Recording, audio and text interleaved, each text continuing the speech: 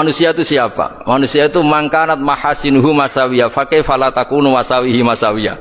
Manusia itu orang ketika baik saja salah, apalagi pas salah.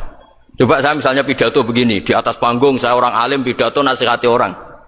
Di saat yang sama seperti yang tanya Mas Wildan tadi, ada agak sopannya. Di situ ada mungkin orang yang lebih sepuh timbang saya. Masa lebih muda kok di atas? Yang di bawah lebih tua. Ada agak sopannya.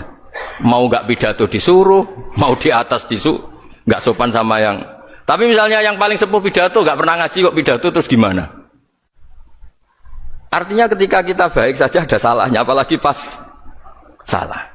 Sebab itu ajaran Rasulullah itu suruh berdoa Rabbana dzolamna anfusana. Sebelum minta itu merasa ya Allah kita ini mendolimi diri kita sendiri, karena dalam pilihan-pilihan itu pasti ada salahnya. Coba misalnya Anda bangun masjid habis 2 miliar. Yang harusnya 1 miliar sudah jadi.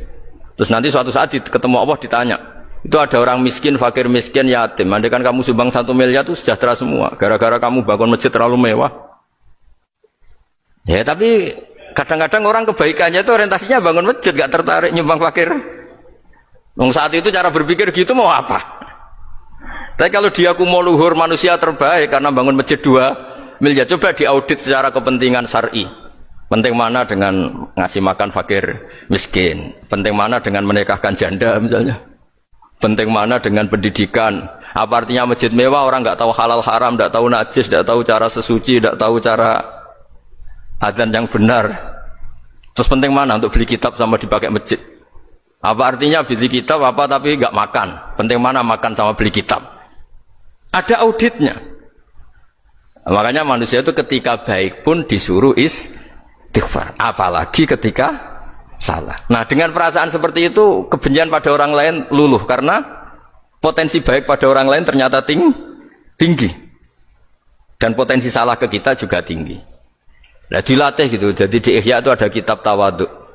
Kitab tawaduk itu dilatih ketemu orang tua. Huwa aksaru ibadatan, dia mesti ibadahnya lebih banyak karena lebih tua timbang saya, pasti sholatnya lebih lama timbang saya. Ketika Anda sudah tua melihat anak-anak, huwa aqallu minni maksiatan, mesti maksiatnya tidak banyak karena masih kecil. Terus ketika melihat orang fasik maksiat, la wa yatubu alaih fa inna wa tawwabur rahim, mungkin Allah memberi tobat, bisa saja. Umar itu ingin bunuh Nabi, tapi Allah memberi tobat. Yang sowan kiai saja tidak mesti dapat tobat. Umar ingin bunuh Nabi, tapi Allah memberi tobat. Akhirnya ya tobat jadi Islam yang baik. Dalam sejarah Wali Songo, Kalijogo sowan Sunan Bonang itu ingin garong, tapi malah jadi muridnya jadi wali. Kalau Allah sudah menghendaki tidak ada ya. Perang Uhud orang Islam kalah itu karena panglimanya siapa? Khalid bin Walid. Tapi dia malah yang dapat hidayah.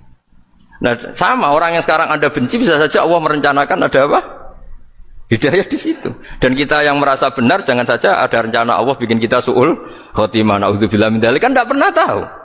Nah, dari tidak pernah tahu itu orang diusahakan tawaduk. Wa ma adri ma yuf'alu bi wala bikum, kita tidak pernah tahu